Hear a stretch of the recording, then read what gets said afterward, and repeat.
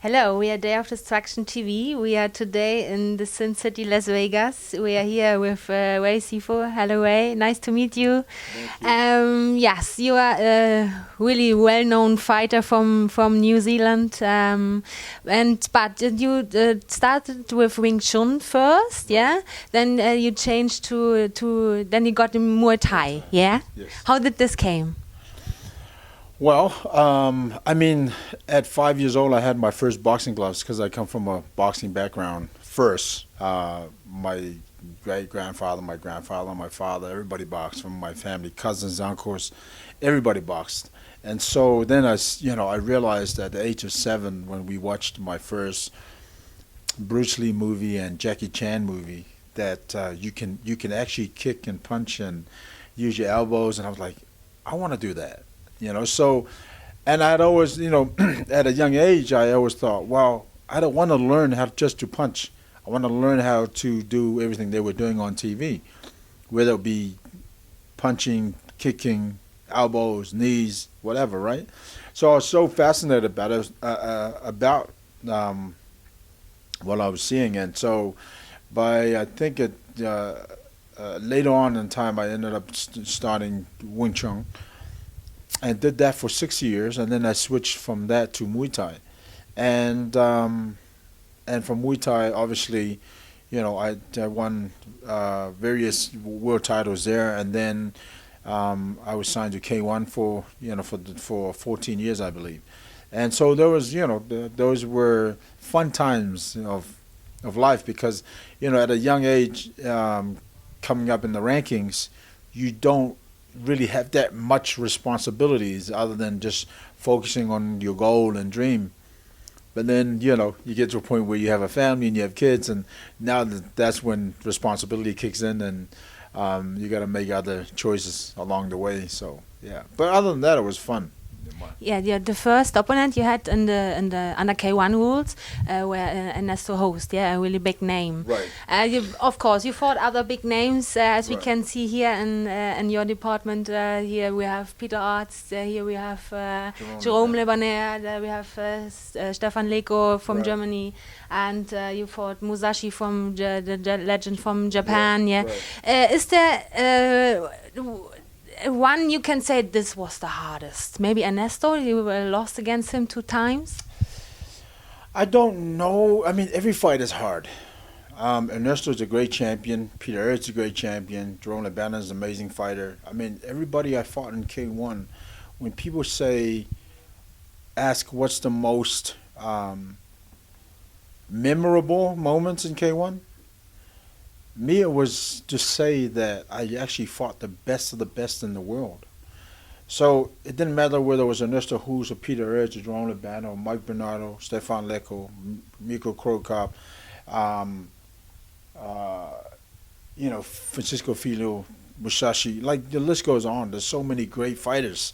And so for me, it was about sharing the ring with those guys. You know what I mean? And you look in my office, it's all K1 guys, you know what I mean? So for me, I'm very attached to those times of my life, but also all these guys that's on my wall mean something to me because not only they're great fighters, but they're great people that I share time with in my life. And so, I keep in touch with Ernesto, I keep in touch with Jerome and Peter, Sam Greco, Francisco Filho.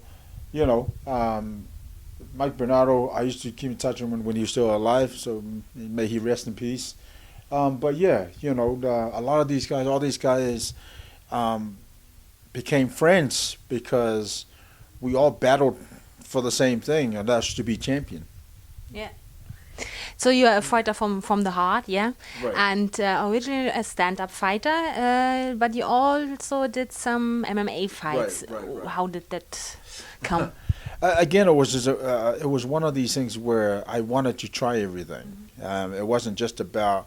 It was the challenge to myself whether I could do it or not. And of course, I fought MMA, I fought boxing, I fought kickboxing rules, and so sometimes I'm the type of person that I think in life you got to challenge yourself in certain areas that um, you may kind of go, I wonder if I can do that. And I'm always that person. If I'm curious about something, um, I will always attack it. Like I was curious about pro wrestling and got given the opportunity, so I went. I did like 6 or 7 matches of pro wrestling. So just I'm very ambitious in the way that I look at things, and so I try and challenge myself in different ways, and like running a business. Myself and my team here at Wizards of Fighting. Every day is a challenge because we're not dealing with just ourselves. We're dealing with fighters, managers, commissions, sponsors, production. There's so many avenues that's part of what we do. So, yeah, it's all about the challenge in life, I guess, right? What about your fighting career? Did it come to an end, or are you still plan to have a fight? I actually still want to fight, and I've given myself to 2015 this year. If this year ends and I haven't competed, then I think I'm done. Just I just don't want. Listen, I understand how tough it is to get in the ring or the cage, so I'm never going to cheat myself in what I do in training. If I don't have a 8 or 10 week camp, then I'm not going to push myself to do something that and look silly. You know what I mean? So obviously, a lot of my focus right now is the company. It's Warriors of Fighting, and so. But if I have time to train, I would for a fight. I mean, I train every day anyway, but that's different training every day for yourself than training for a match. Yes. Sure. And so, if I don't have time to train for a match, then I guess that time clock is ticking real fast. You know what I mean? So, but as Ralph and I were talking about earlier, you get to a point where we're not getting any younger, and so you as a smart man, if you will, you got to make those decisions where, that you want to be remembered for what you've done in the sport, not for being an idiot. You know what I mean? Continuing to compete when the time is up. So, again, I don't want to be known as an idiot. So I think at some point, like I said, if this year ends and I haven't competed, I think I'm done. Yeah. So we'll see. That's life, yeah. Right, exactly. Yeah. So, but your business is the MMA business, yeah, the World Series of Fighting. You're the president of. Consists since 2012. Correct. Yeah, that's not that long. Right. Yeah, but in August, some days ago, you had the event 2022. Right. And now you are planning 23 and 24 already. Right. How is that possible that you were growing that fast? Yeah.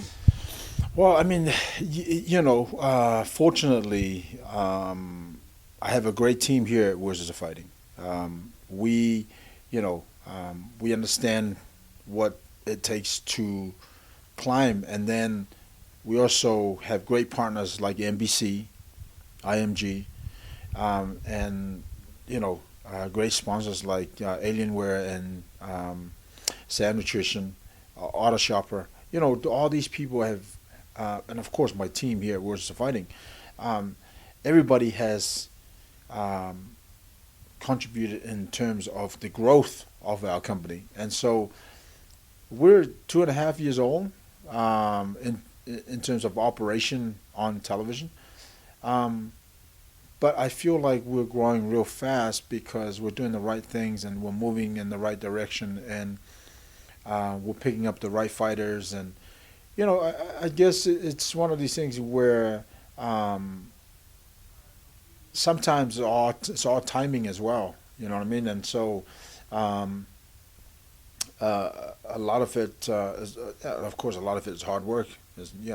Hence the reason why it's hard to find time to put in a training camp for a fight. So, but no, I'm very pleased and happy with the progression of Wizards of Fighting and where it's going, and the opportunities that presents it as we climb, as we continue to grow. So, and I think a lot of it too is because I've always said from day one, and our team that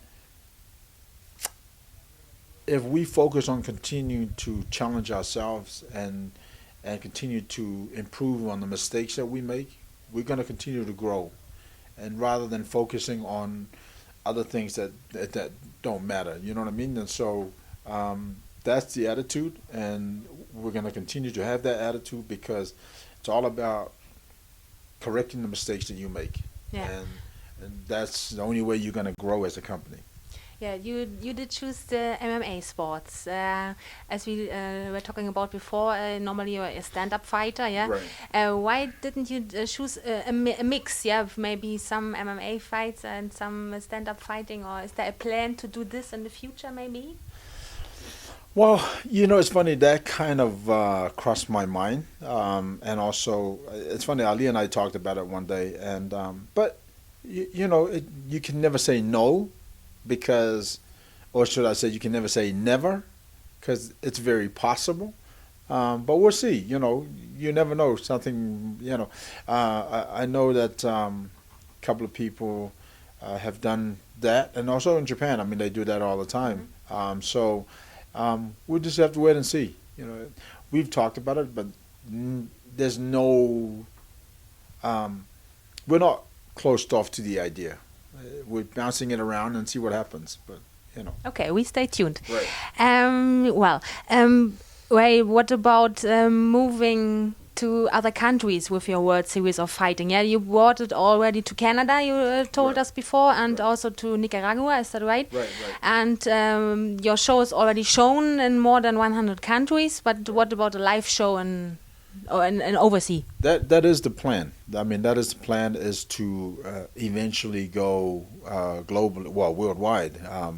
And it has been the plan from day one. But I think for us, we also had to kind of slow things down a little bit and focus on our how do you put it, on our growth in here at home first in America. And so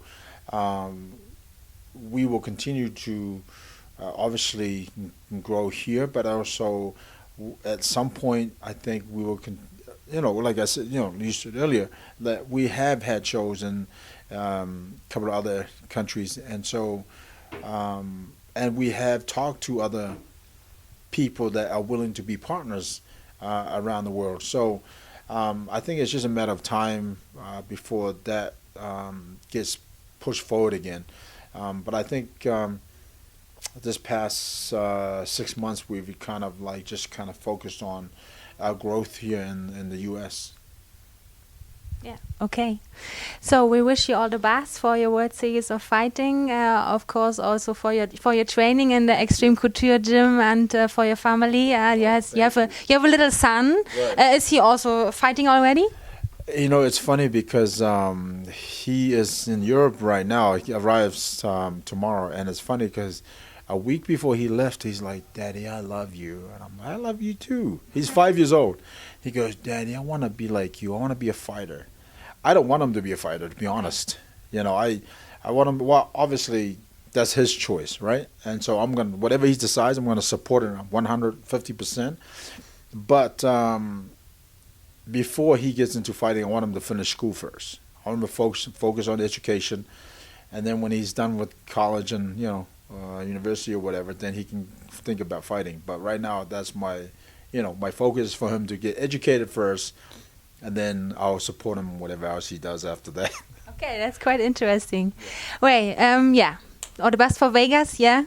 Thank you. We are at Day of Destruction TV. We are here in Sin City, Las Vegas, downtown with Ray Sefo. Stay tuned with us. See you soon. Bye. Auf Wiedersehen. Auf Wiedersehen.